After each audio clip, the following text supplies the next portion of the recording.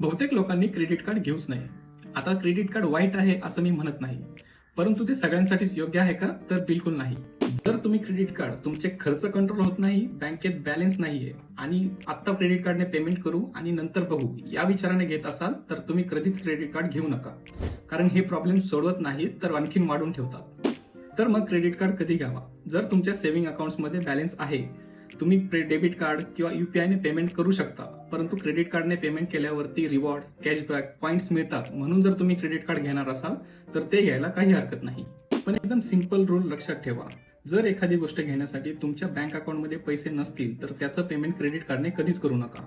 Credit card हे एक tool आहे. जर त्याचा योग्य वापर केला तर ते तुमचा सिबिल स्कोअर वाढवण्यात मदत करतं, पण याचा चुकीचा उपयोग खूप घातक ठरू शकतो. म्हणूनच क्रेडिट कार्ड घ्यायचं की नाही हे त्या कार्डवर नाही तर तुमच्या सवयींवर अवलंबून आहे. ही रील शेअर करा तुमच्या अशा मित्राला जो नवीन क्रेडिट कार्ड घेण्याच्या विचारात आहे, आणि अशाच इन्फॉर्मेटिव्ह व्हिडिओसाठी माइंडफुल मराठीला नक्की फॉलो करा.